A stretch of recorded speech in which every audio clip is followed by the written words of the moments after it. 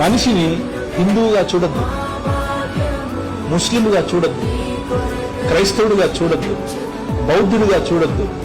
మనిషిని మనిషిగా చూడద్దు. కష్టమా? చాలా కష్టం. చాలా ఈజీగా, చాలా కష్టం. మతం తట్టుకోలేదు, బట్టలు చింపేసుకుంటుంది. నిజంగానే అంటే ప్రభు అయిన యేసుక్రీస్తును చంపింది ఎవరు అంటే మతమే కాదా?